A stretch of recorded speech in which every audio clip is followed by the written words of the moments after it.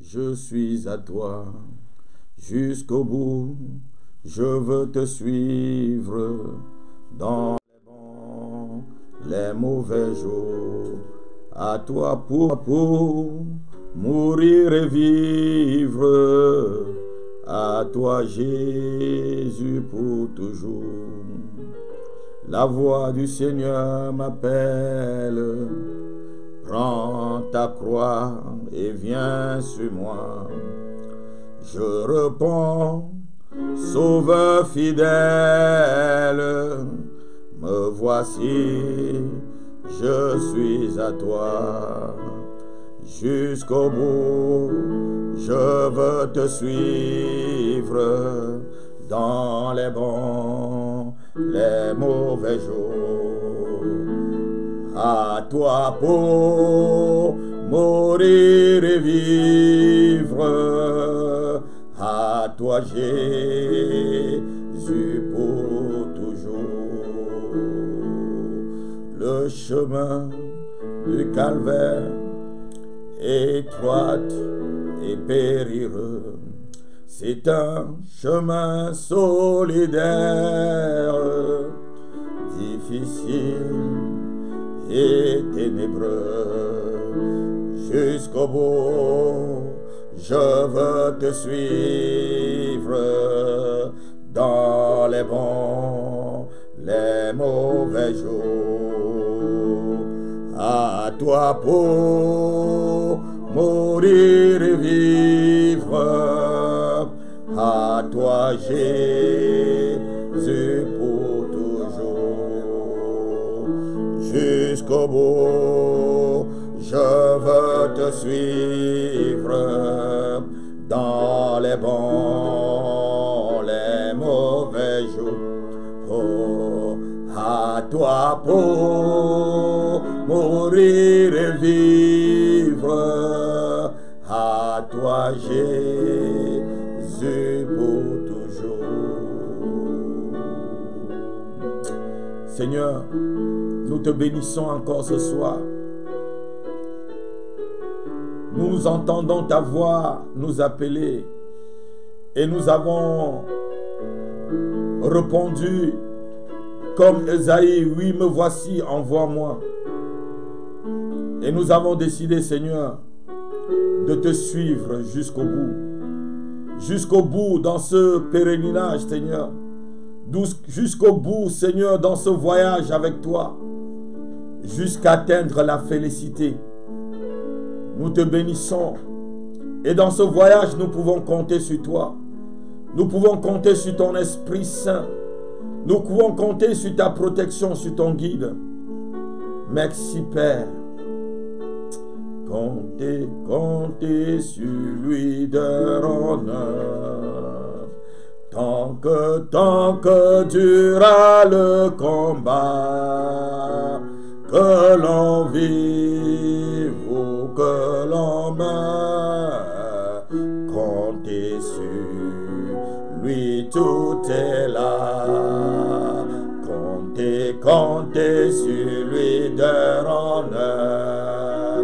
Tant que durera le combat, que l'on vive ou que l'on meure, comptez sur lui, tout est là.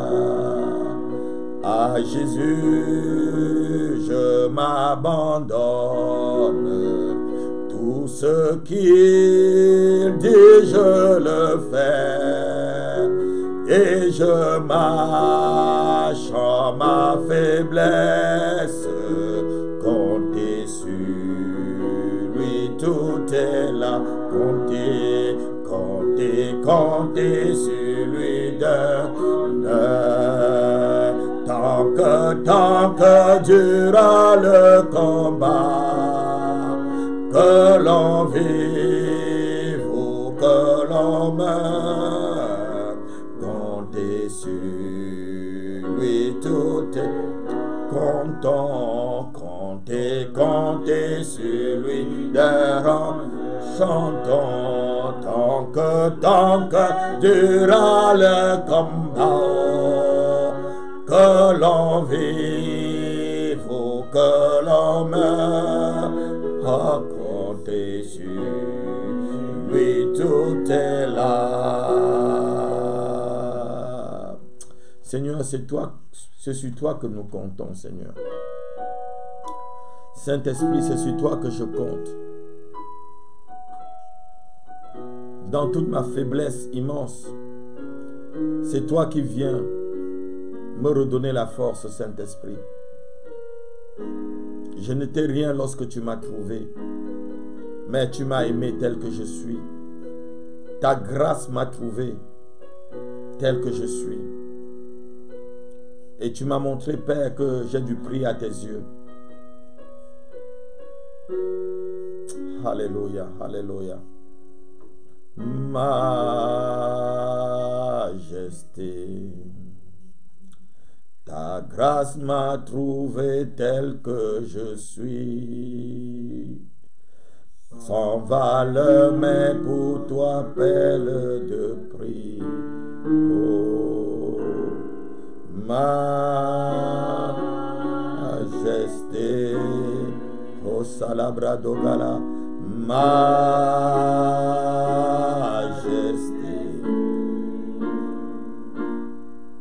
Ta grâce m'a trouvé tel que je suis. Oui, Sokalabro Dabra, sans valeur, mais pour toi, pelle de prix. Oui, majesté,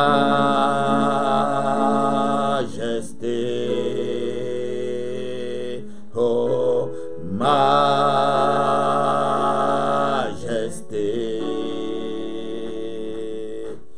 Ta grâce m'a trouvé tel que je suis. Oh, sans valeur, mais pour toi, pelle de prix. Oh, je chante encore.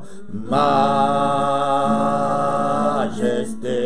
oh, majesté, majesté.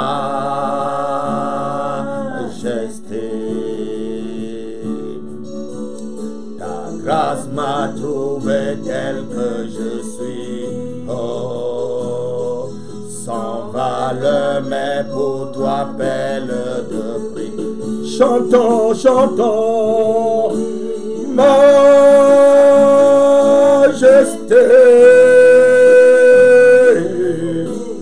majesté. Ta grâce m'a trouvé tel que je suis. Sans valeur, mais pour toi, pelle de prix. Encore, encore, majesté, oh, majesté.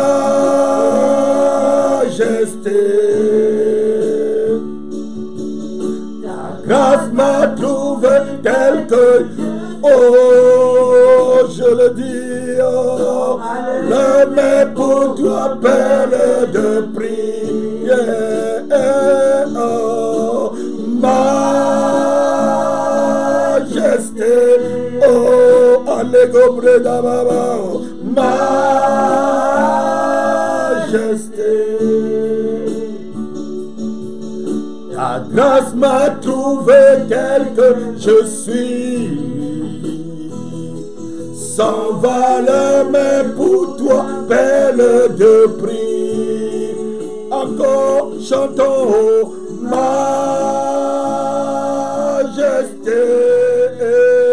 oh yeah,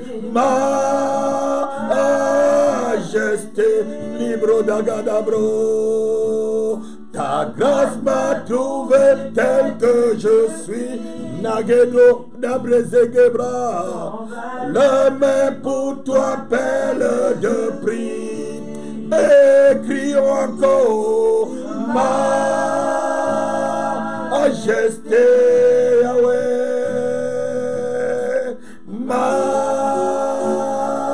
majesté.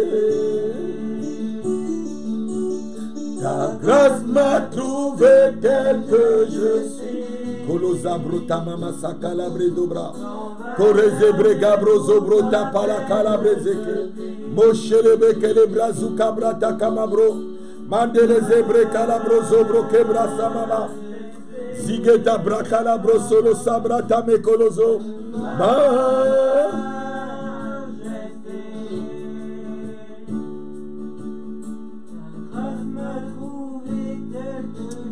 Alléluia.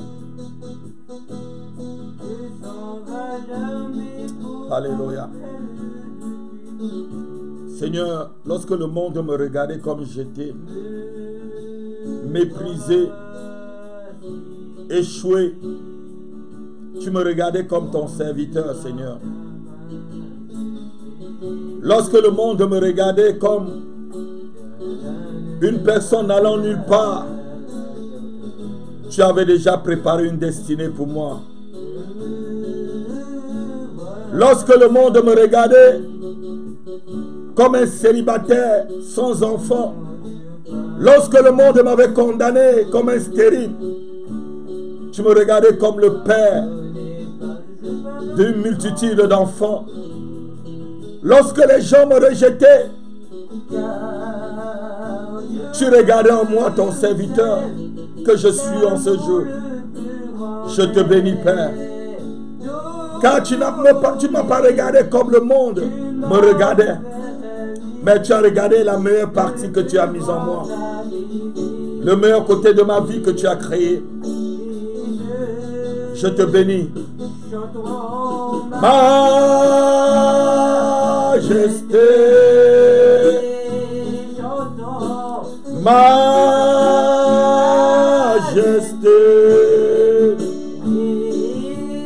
ta grâce m'a trouvé tel que je suis. Pour le sabrata, s'en va les mains pour toi, perle de prix. Oh, majesté,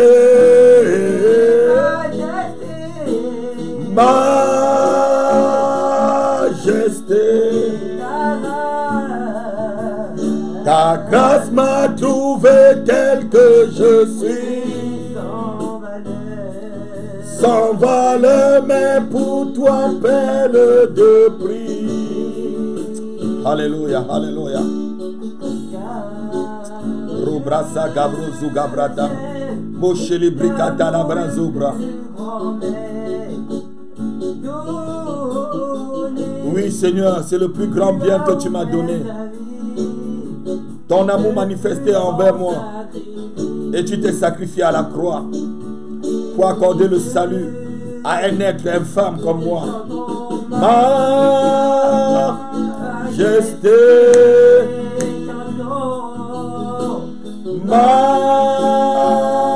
majesté, ta grâce m'a trouvé tel que je suis. Kolosabra tamabrozo calabra. Sans valeur, mais pour toi, Père, le prix. Je bénis le Seigneur pour sa présence.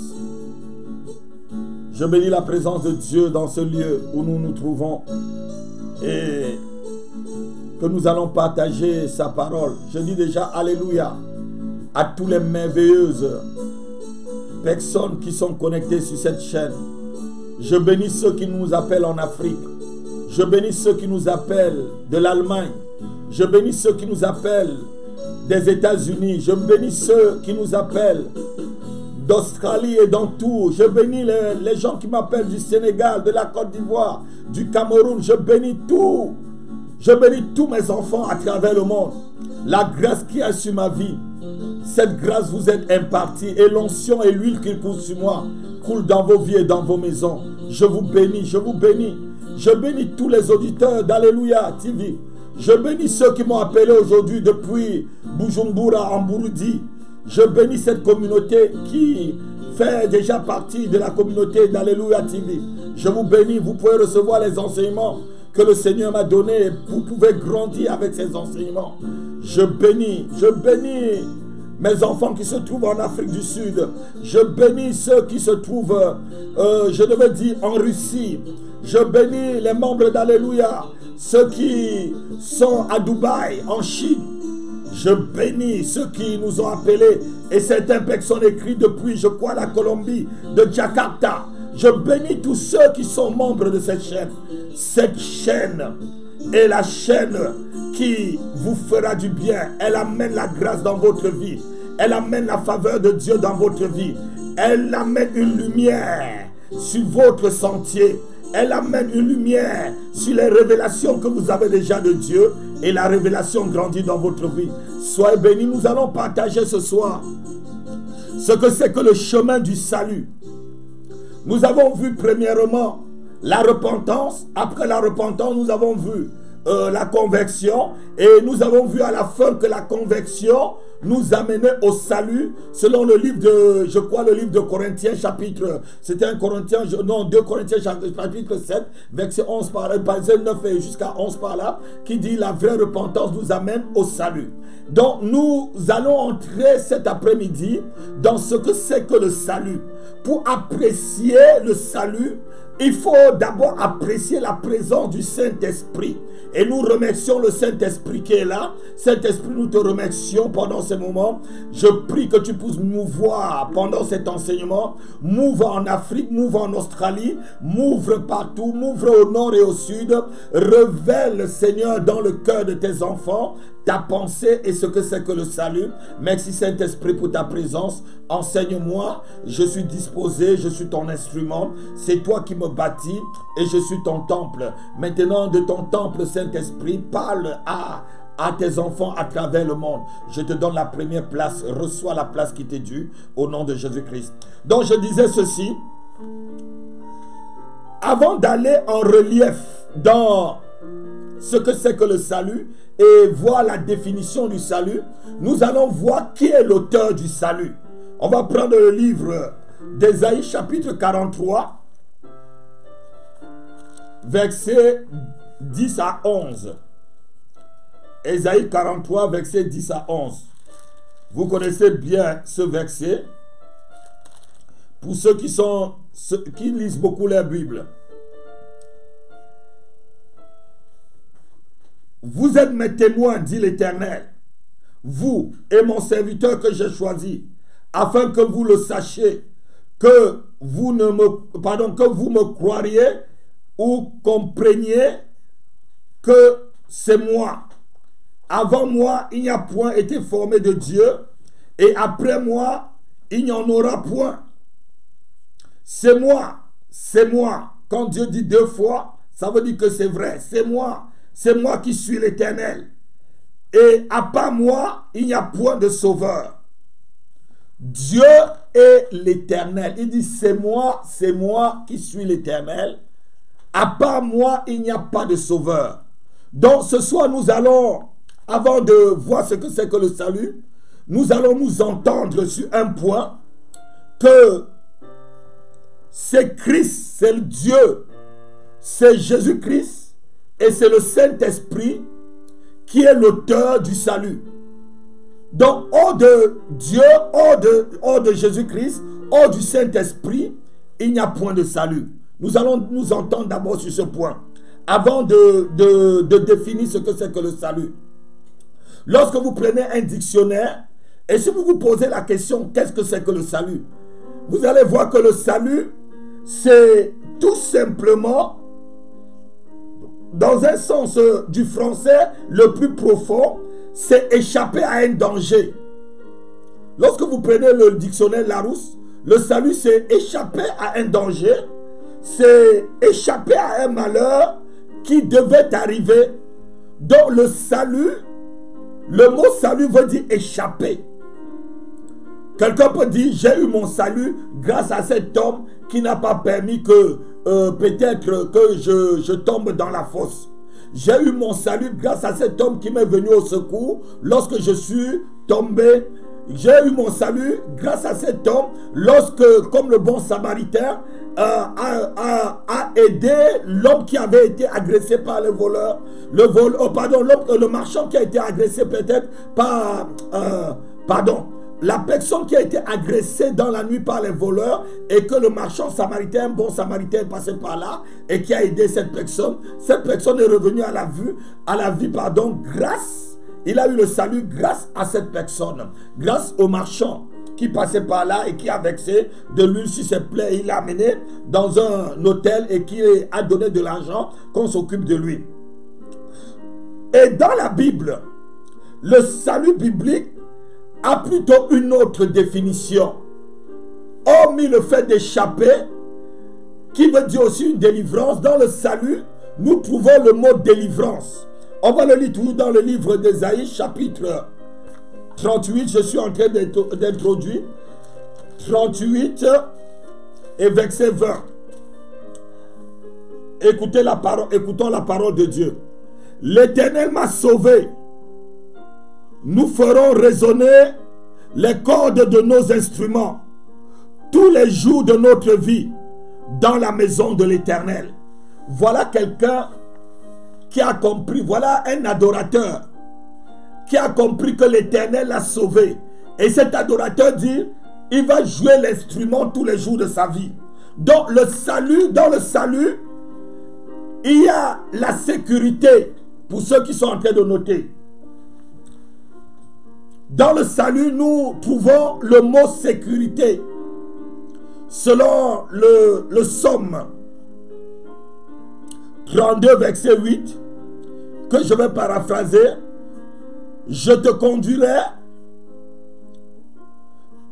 je t'instruirai, je te montrerai la voie à suivre. Là, c'est un psaume, c'est Dieu qui dit à son peuple, je vous conduirai, je vous montrerai la voie à suivre, je vous protégerai. Donc dans le salut, il y a la sécurité.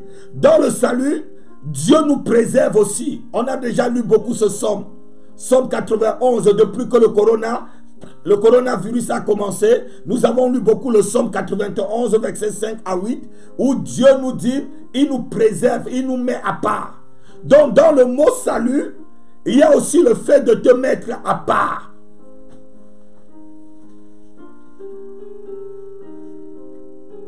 Alléluia. Dans le salut, il y a le fait que Dieu nous met à part. Dieu te met à part des calamités. Dieu te met à part de la malédiction. Dieu te met à part de l'enfer. Le salut te permet d'échapper à une calamité parce que Dieu te conseille, Dieu te guide, Dieu te montre la voie à suivre. En ce temps-là, tu ne peux pas t'éloigner de la voie de Dieu parce que lui-même, il te montre quel est le chemin qui arrive dans sa gloire et dans sa félicité.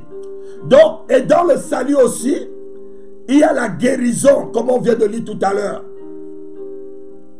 Il y a la guérison, la vraie guérison. Donc, j'ai dit ceci dans le salut.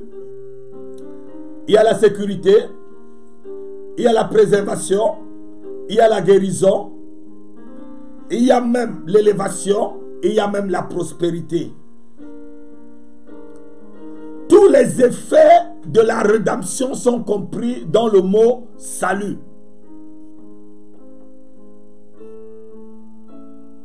Mais on peut cependant, après tout ce que je viens d'énumérer, noter 3 aspects du salut.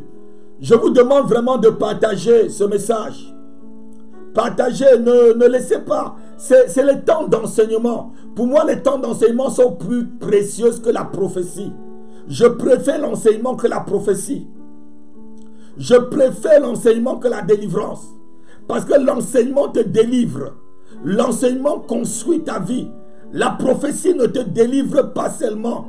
Elle peut te délivrer, mais elle ne peut pas te construire. Mais l'enseignement te construit. Ceux qui viennent seulement chercher la prophétie et quand on enseigne, ils disparaissent. Non, partagez, demandez à ceux qui ont l'habitude seulement de vouloir que, oh, homme de Dieu prophétise, homme de Dieu. Ce que je fais en ce temps, c'est aussi la prophétie. Parce que lorsque je t'enseigne correctement, je suis en train de prophétiser. Je suis en train de proclamer que ton salut vient par le Seigneur. Que ton salut ne vient pas par ta famille. Que ton salut ne vient pas par ton argent. Je suis en train de proclamer et de prophétiser que ton salut ne vient pas par de l'argent. Que ton salut ne vient pas par le mariage. Que ton salut ne vient pas par le travail. Que ton salut ne vient pas par ta position sociale. C'est une proclamation que je suis en train de faire. Je suis aussi en train de prophétiser. Ne croyez pas que prophétiser, c'est seulement me dire, ainsi parle l'Éternel. Je suis en train de te voir. Tu es maintenant dans un camion et tu es en train de traverser une rue où je vois 6, 7 et 9 et je suis en train de te voir. Il y a une personne qui est à ta droite dans le camion. Non, ce n'est pas ça seulement. Tout ça c'est bien. Mais ce que je vous enseigne maintenant, c'est ce qui reste dans votre vie. Et c'est ce qui rend parfait la vie de Dieu en nous. Donc je disais qu'il y avait 3 aspects dans le salut. Il y a le premier aspect. On peut noter l'aspect dans le passé. Le premier aspect dans le salut, l'aspect dans le passé. Le croyant a été sauvé de la culpabilité et de la condamnation du péché. Donc le salut a un aspect passé. Et le salut a un aspect présent. Et le salut a un aspect futur. On va voir tous les aspects.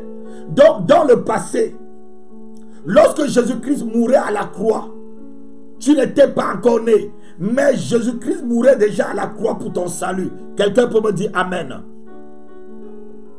Donc, le salut a un aspect passé, un aspect présent et un aspect futur. On voit d'abord le salut dans l'aspect passé. On va lire le livre de 2 Corinthiens chapitre 2 verset 15 et Éphésiens chapitre 2 verset 5.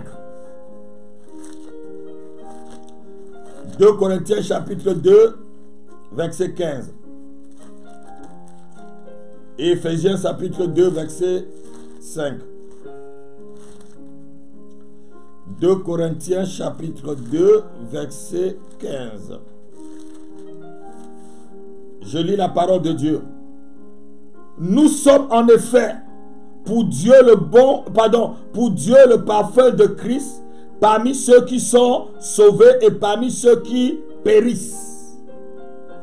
Nous sommes en effet le parfum de Dieu parmi ceux qui sont sauvés.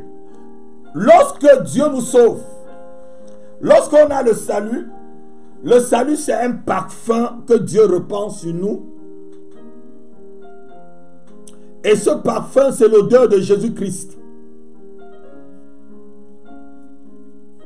J'entre en profondeur dans le message. Nous sommes le parfum de Christ. Lorsque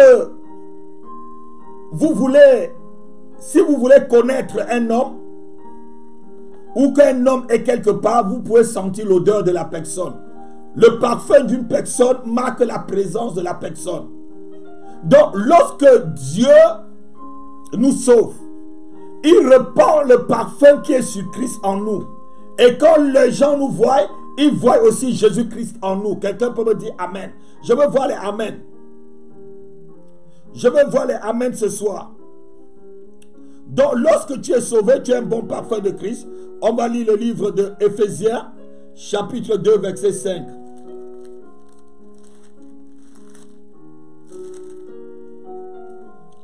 La Bible nous dit ceci. Nous qui étions morts, donc dans le passé, par nos offenses, nous a rendus vivants avec Christ. C'est par grâce que vous avez été sauvés. Donc nous qui étions morts, dont le salut révèle quelque chose qui était d'abord passé, dont le salut a une connotation passée. Dans le passé, tu étais mort. Tu étais mort par ta façon de marcher, tu étais mort par tes croyances, tu étais mort par les coutumes de tes parents, tu étais mort par tout ce que tu croyais qui n'était pas Dieu, qui était l'objet de ton salut. Et beaucoup de personnes, Dieu les regarde comme morts aujourd'hui. Parce que ils s'attachent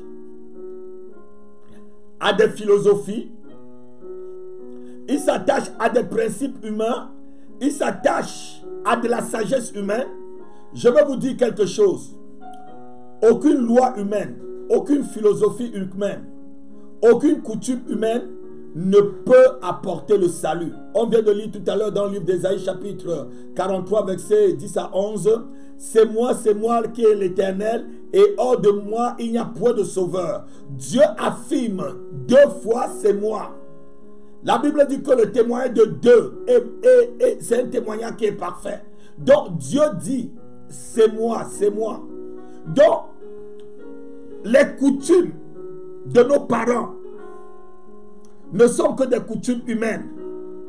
Et Dieu nous demande de ne même pas respecter ces coutumes. Je vais un peu lire dans le livre de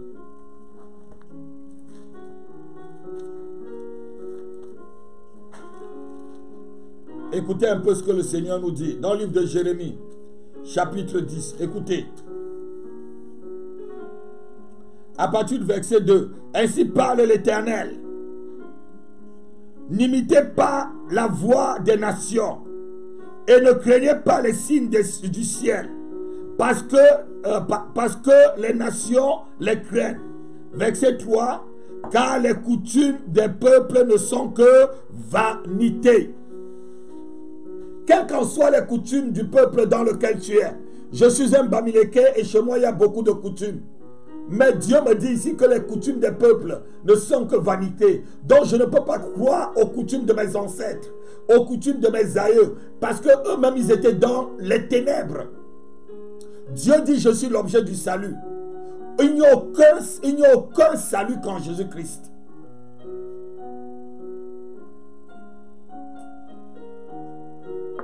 Jésus est le vrai auteur du salut. Quelqu'un peut me donner un amen là où il se trouve? Je ne sais pas là où tu te trouves dans le monde et à quelle heure tu vas suivre ce message.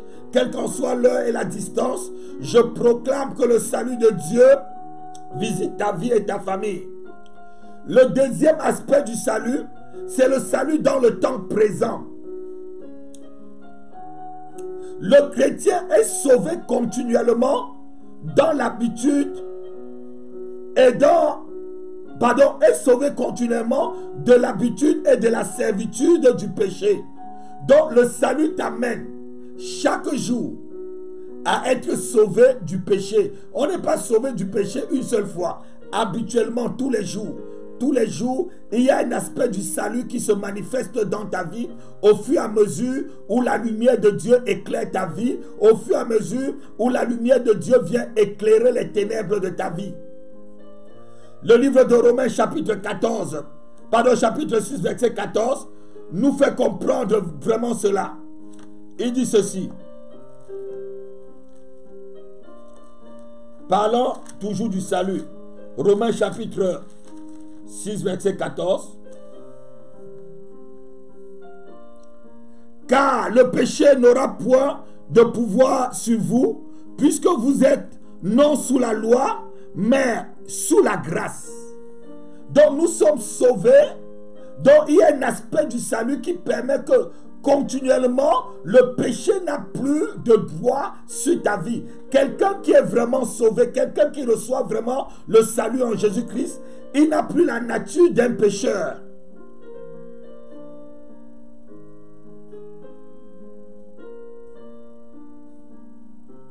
Il a la nature d'un adorateur. Il a le meilleur parfum de Christ en lui. Galates chapitre 2, verset 19 à 20 nous dit ceci. Écoutez ceci. Lorsqu'on reçoit vraiment le salut, on n'est sous aucune loi. Les coutumes des parents, il y a beaucoup de personnes, ils se disent, ah non, dans mon pays, on ne croit pas. Je peux croire un peu en Jésus, mais il faut aussi que je croie en ce que mes aïeux ont dit. Non. Ou tu crois en Jésus ou tu ne crois pas. Partagez le message, s'il vous plaît. Partagez, partagez. Partagez, partagez, partagez. Je disais ceci, Galates chapitre 2, versets 19 à 20. Car c'est pas à la loi que je suis mort à la loi, afin de vivre pour Dieu. J'ai été crucifié avec Christ. Et si je vis, ce n'est plus moi qui vis, c'est Christ qui vit en moi. Je vis maintenant dans la chair. Pardon, si je vis maintenant dans la chair, je vis dans la foi au Fils de Dieu qui m'a aimé et qui s'est livré lui-même pour moi. Voilà l'état du salut d'un chrétien présentement. Quand un chrétien reçoit le salut, il ne vit plus pour lui. Je demande de partager, je demande de partager, je demande de partager. Je demande de partager. Lorsque tu reçois le salut, tu as la capacité de dire non au péché. Le salut te donne la capacité de dire non au péché parce que tu n'as plus la même nature. C'est Christ qui vit en toi. C'est celui qui n'a jamais péché qui vit en toi. Et cette personne maintenant qui vit en toi, par son esprit, par le Saint-Esprit, te donne la capacité de dire non à tout péché qui peut frapper à ta porte.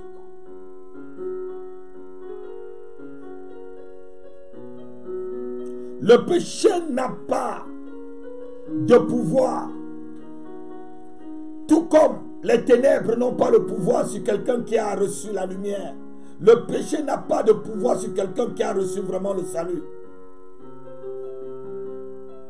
Ta nature, ta nouvelle nature, le nouveau esprit que tu reçois, selon le livre d'Ézéchiel chapitre 36, verset 26 à 27, Dieu dit, je vous donnerai un esprit nouveau. Et au verset 27, il dit, je reprendrai de mon esprit, je mettrai de mon esprit en vous. Dans le livre d'Ézéchiel, chapitre 36, verset 26 à 27 par là. Donc, lorsque tu es né de nouveau, lorsque tu reçois le salut, Dieu te donne un nouveau esprit. L'esprit, ton esprit qui était mort. Cet esprit qui était mort dû au péché d'Adam. Cet esprit qui était dans une mort cérébrale, dans un coma cérébral, Dieu le réanime. Et Dieu le régénère. Et non seulement il le régénère, il met aussi maintenant dans ton esprit le Saint-Esprit. Et cet esprit te donne la vie de Dieu. Cet esprit réside en toi. Comme il le dit aussi, je crois, c'est dans le livre de Jean chapitre 14, je crois, verset 17 par là. Il dit, il vivra en vous et sera avec vous, en parlant du Saint-Esprit. Il dit, il vivra en vous et sera avec vous. Donc lorsqu'on a le salut, la première chose qui se manifeste dans notre vie, c'est la haine du péché. L'homme qui reçoit le salut reçoit en même temps le Saint-Esprit et la haine du péché. Je sais que ce genre de message ne vous intéresse pas, mais c'est le message que vous devez suivre et resuivre pour votre vie chrétienne. C'est l'édification. Je ne suis pas en train de prêcher, je suis en train de vous enseigner. Et les enseignements, c'est comme un conseil. Les enseignements, c'est comme une directive. Et c'est mon rôle en tant que pasteur.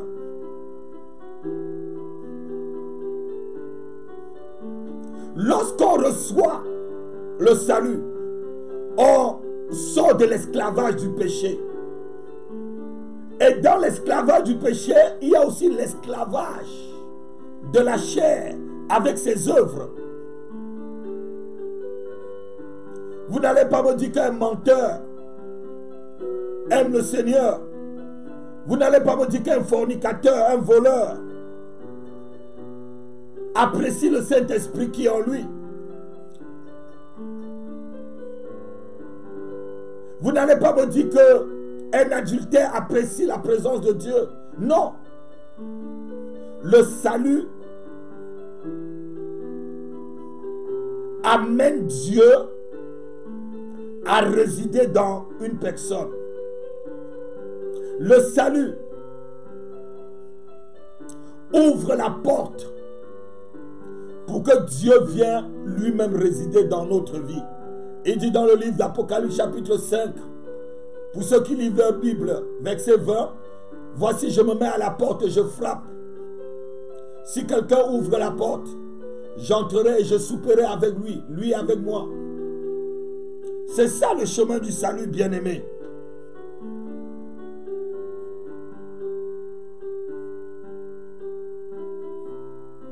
Ceux qui sont sauvés par Dieu manifestent les actes du salut tous les jours de leur vie. Ceci les fait vivre de gloire en gloire avec Christ. On ne peut pas avoir le salut aujourd'hui et demain on n'a pas le salut. Non, le salut c'est une seule fois. Lorsque tu es vraiment sauvé, lorsque tu as vraiment le salut de Dieu, c'est une seule fois. Et ce salut t'amène chaque jour à chercher, aller dans les profondeurs avec le Seigneur, aller dans les profondeurs avec le Saint-Esprit pour manifester la vie de Dieu. Quelqu'un qui a le salut, ou un chrétien, ou un croyant qui reçoit le salut, change maintenant son centre d'intérêt. C'est pourquoi le Seigneur disait ceci: cherchez premièrement le royaume des cieux et sa justice, et le reste vous sera donné par-dessus tout. Quelqu'un qui a le salut change son centre d'intérêt, et Dieu seul devient son centre d'intérêt. Les dons de Dieu deviennent son centre d'intérêt. L'adoration de Dieu devient son centre d'intérêt. Le service chrétien devient son centre d'intérêt. Le caractère de Christ devient son centre d'intérêt. La vie de Christ devient son centre d'intérêt. L'argent n'est plus son centre d'intérêt. Les mariages n'est plus son centre d'intérêt. Avoir des maisons, des voitures, avoir l'honneur du monde n'est plus son centre d'intérêt. Son centre d'intérêt devient Christ et Christ seulement. Je ne dis pas que les autres choses, l'argent, la voiture, le mariage n'est pas bien, mais ça ne devait pas être ton centre d'intérêt. Celui qui a le salut,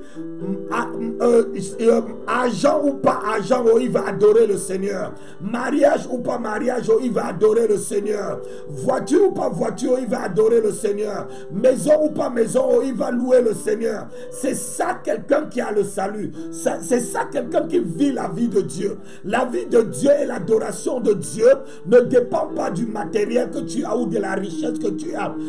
Fût-il que ces choses soient nombreuses.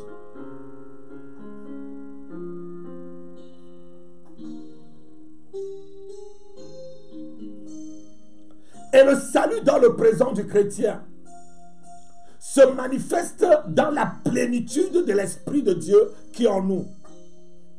La plénitude du Saint-Esprit. Il y a une partie de la vie chrétienne que les chrétiens ignorent beaucoup. C'est la présence du Saint-Esprit. Beaucoup parlent du Saint-Esprit, mais ils ne connaissent pas vraiment qui est le Saint-Esprit.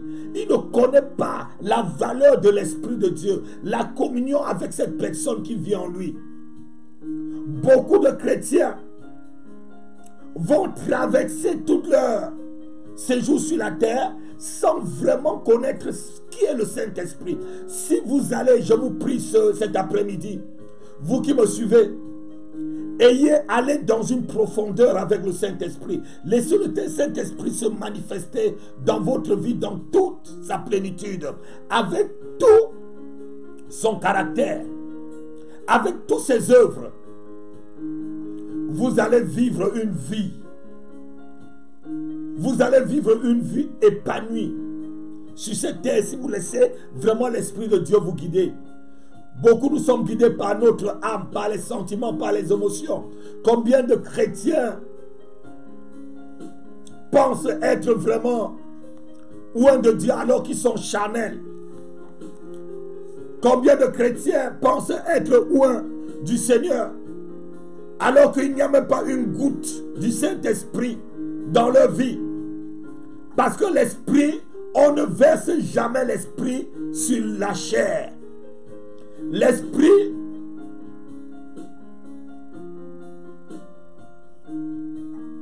le Saint-Esprit, quand je dis l'Esprit, le Saint-Esprit ne oint jamais la chair. Le Saint-Esprit ne oint jamais les œuvres de la chair.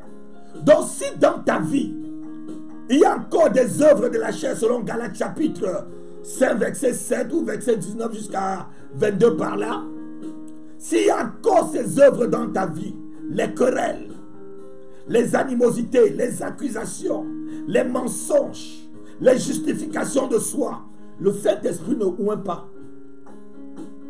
Parce que même depuis l'Ancien Testament, dans le livre d'Exode chapitre 30, verset 32 par là, il était interdit aux sacrificateurs de verser l'huile sur la chair. Quand on dit sur la chair, sur le sacrifice, sur la chair du sacrifice. Donc, ce qui est charnel ne peut pas être oint. Le salut t'amène à vivre une présence du Saint-Esprit. Tu deviens un avec le Saint-Esprit. Le Saint-Esprit devient ton conseiller. Le Saint-Esprit devient ton collaborateur.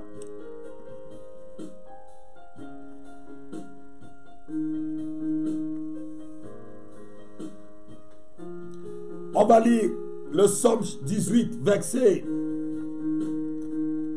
36. Psaume 18, verset 36. Dieu devient ton... Le psalmiste pouvait comprendre ces choses. Tu me donnes le bouclier de ton salut. Ta droite me soutient et je deviens grand par ta bonté. Tu me donnes le bouclier. Tu me donnes le bouclier du salut. Tu me donnes le bouclier de ton salut. Dieu, par le Saint-Esprit, te donne le bouclier. Dieu te rend grand à travers le salut. Là où tu ne pouvais pas arriver, à cause des blocages, à cause des malédictions familiales, à cause de la sorcellerie, de l'envoûtement, le fait que tu as le salut permet que tu puisses arriver dans ce lieu. Parce que Dieu te donne le bouclier. Dieu te permet, comme il dit, il te fait devenir grand par sa bonté. Le salut te donne la grandeur. Si quelqu'un me dit Amen ce soir, reçois le vrai salut qui te donne la grandeur au nom de Jésus-Christ.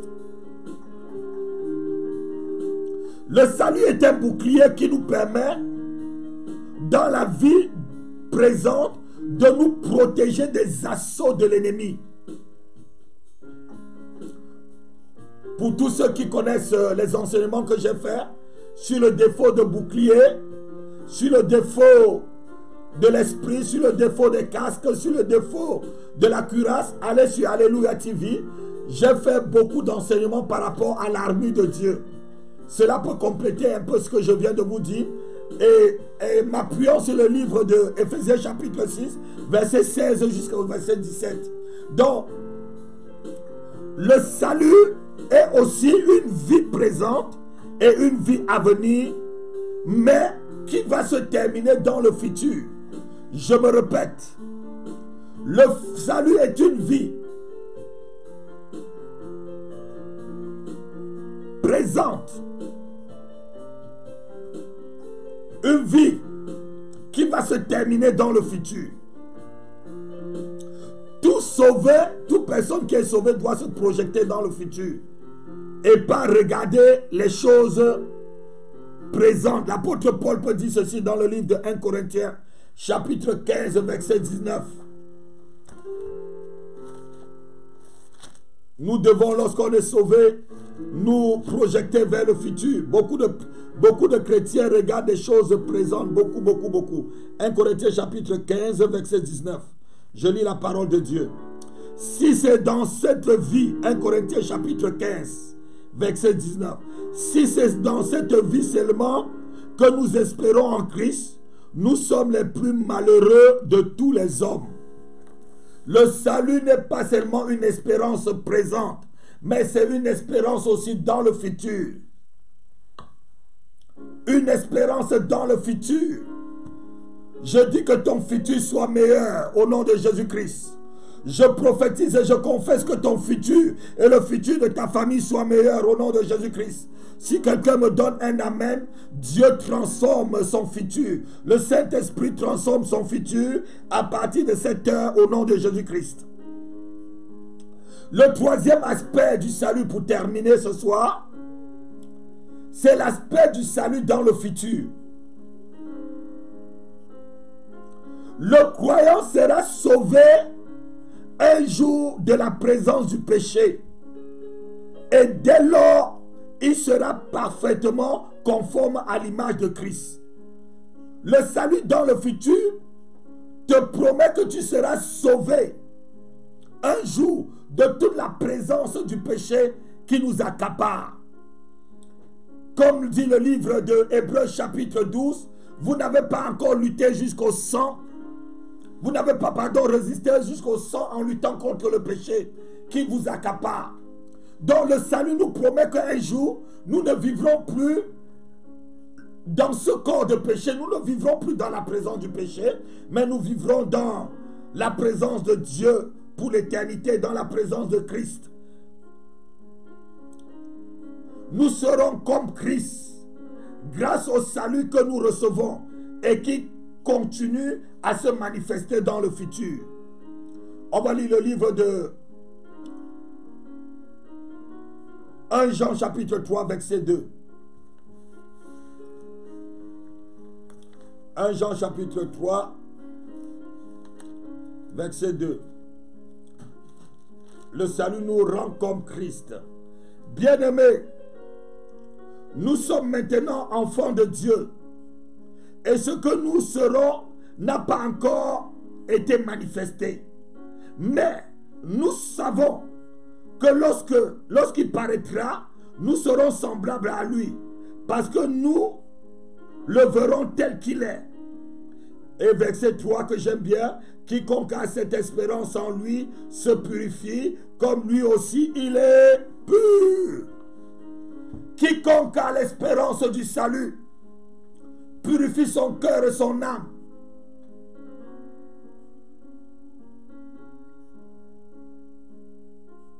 Et notons encore toujours, et je le reprécise, le salut est reçu par grâce et par la foi. Le salut est reçu par grâce et par la foi. Ce n'est pas par les œuvres, personne ne peut.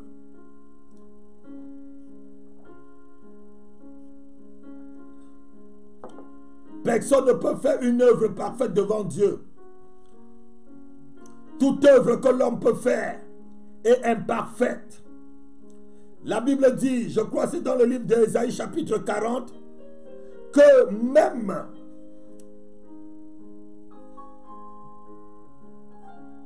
nos œuvres sont comme un vêtement souillé.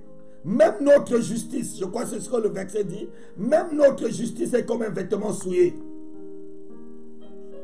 Aucune œuvre humaine, aucun homme de chair et de sang comme moi ne peut mériter le salut que par la foi en Jésus-Christ. L'argent ne peut pas te donner le salut. Ton statut social ne peut pas te donner le salut. Ton statut ecclésiastique, ce n'est pas parce que tu es bishop, archibishop, pasteur, prophète, sans avoir Christ, sans avoir le Saint-Esprit que tu as le salut. Ce n'est pas parce que tu chasses le démon ou que tu prophétises que tu as le salut. La Bible dit que le salut est loin de tout cela. Le salut, c'est quelque chose de profond. Tu peux chasser le démon. Comme dit le livre de Matthieu chapitre 7 verset 22. N'avons-nous pas chassé des démons en ton nom? N'avons-nous pas prophétisé en ton nom? N'avons-nous pas fait des miracles en ton nom? Mais il dira, quittez de moi, vous, je ne vous connais pas, vous qui commettez l'iniquité. Donc le salut au-delà de ce que nous pouvons imaginer comme avec notre pensée humaine. Le salut, c'est quelque chose de profond. il est reçu par la foi. Éphésiens chapitre 2, verset 8 à 9. Et c'est par grâce. Éphésiens chapitre 2, verset 8 à 9.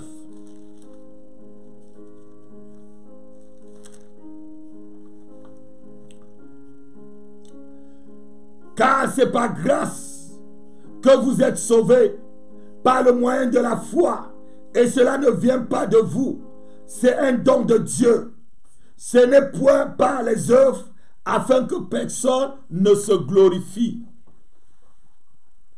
Personne ne peut se glorifier qu'il a fait quelque chose, qu'il a donné quelque chose, qu'il a mérité quelque chose pour que Dieu puisse le sauver. Non, mon frère. Viens à Dieu tel que tu es.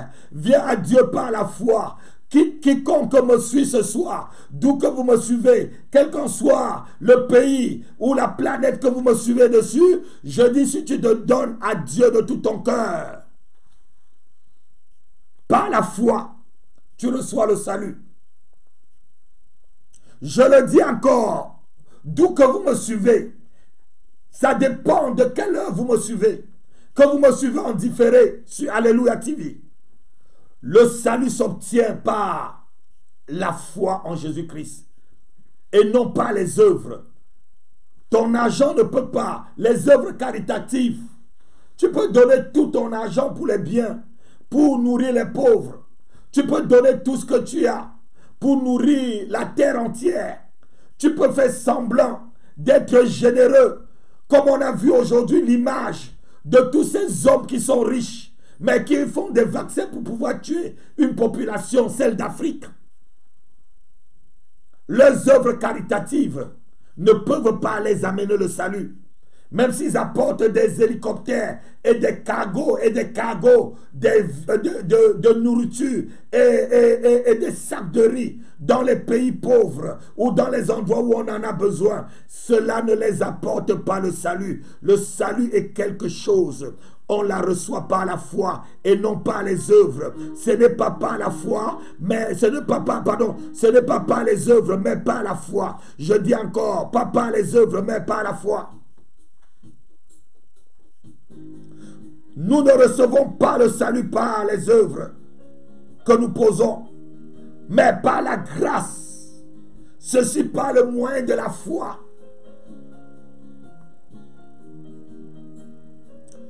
Les bonnes œuvres que nous posons sont incapables de produire le salut.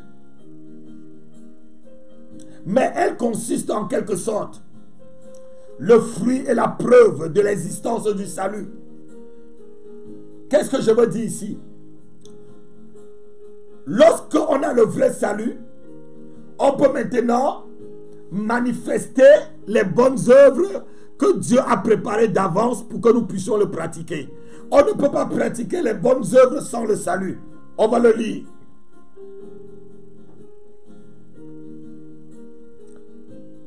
Philippiens chapitre 2, verset 12.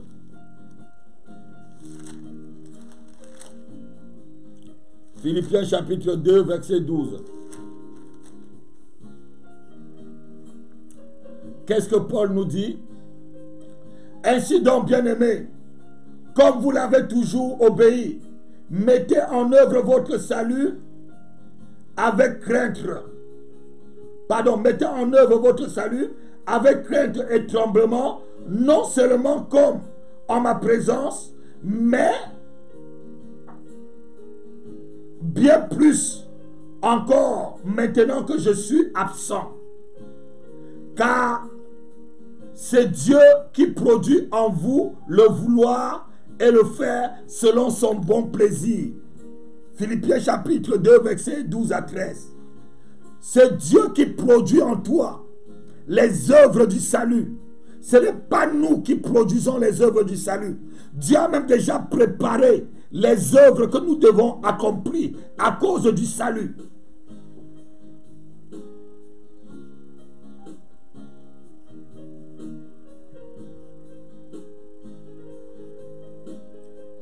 Deux Timothée 3, verset 17.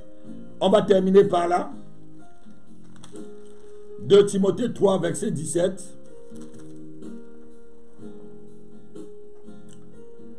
afin que, lisons à partir du verset, à partir du verset 16 à 17, toute écriture est inspirée de Dieu et utile pour enseigner, pour convaincre, pour corriger, pour instruire dans la justice, afin que l'homme de Dieu soit accompli et propre aux bonnes œuvres. C'est ce que je suis en train de faire cet après-midi. C'est parce que j'ai reçu le salut que je peux vous conseiller, que je peux vous corriger, que je peux vous convaincre, que je peux vous enseigner, afin que tout ceci produise en vous une très bonne œuvre. Je bénis le Seigneur, par qui nous recevons le salut, sans le concours d'aucune chose matérielle, sans le concours d'aucun apport humain. Je le bénis ce soir, qui est la source du salut de tous les hommes. Il est la source de salut de tous les hommes. Et cet après-midi, si tu as reçu ce message et que tu veux recevoir le salut dans ton cœur, la Bible dit dans le livre de Romains chapitre 10 à partir du verset 9, si nous confessons le Seigneur et si nous croyons de tout notre cœur qu'il a été ressuscité, nous serons sauvés.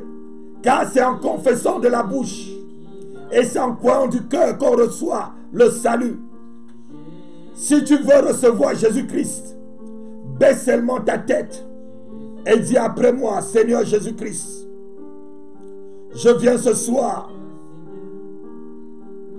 te remettre ma vie entre tes mains, car j'ai compris que tu es la source du salut.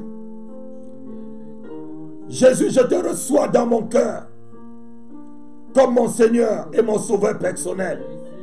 Pardonne-moi de mes péchés. Pardonne-moi de mon égarement. Pardonne-moi des raisonnements qui ont attristé ton cœur et les actes que j'ai posés, qui ont blasphémé ton nom. Délivre-moi, Jésus, et accepte-moi comme ton enfant ce soir. Je te donne mon corps, je te donne mon âme et je te donne mon esprit. Lave-moi de mes péchés, purifie-moi de mes péchés, et que toute malédiction soit ôtée sur ma vie. Accorde-moi ton salut. Au nom de Jésus-Christ, je suis sauvé. Je suis sauvé. Je suis devenu enfant de Dieu. Et je divorce avec les œuvres de ténèbres. Je fais tomber les malédictions et ces chaînes sur ma vie. Je les fais tomber, je les brise. Et je suis libre. Au nom de Jésus-Christ. Amen. D'où que vous vous trouvez et que vous avez fait cette prière, si vous avez besoin qu'on vous suive, vous pouvez nous écrire sur la chaîne Alléluia TV et nous pouvons vous envoyer soit des brochures, soit des petits livres qui vous permettra de marcher et de continuer sur le chemin du salut. C'était votre serviteur, l'apôtre Rapi. Je vous aime de tout mon cœur. Continuez pour ceux qui sont sur le chemin du salut à marcher sur le chemin du salut. N'allez ni à gauche ni à droite. Regardez vers l'étoile filant du matin. Regardez vers Jésus-Christ, celui qui est ressuscité, qui est assis à la droite de Dieu et qui nous conduit par sa lumière. Soyez bénis, soyez bénis. À demain, à la même heure, à 21h30, pour l'heure d'Alléluia. L'émission que vous aimez et qui vous bénit, à la même heure demain, sur cette même chaîne. Shalom, shalom, shalom. Je vous bénis de tout mon cœur. God, tu es Yahweh, Alpha, Omega. es Yahweh. Et tu es Yahweh. Tu es Yahweh. Et tu es Yahweh. Tu es Yahweh. Alpha, Omega.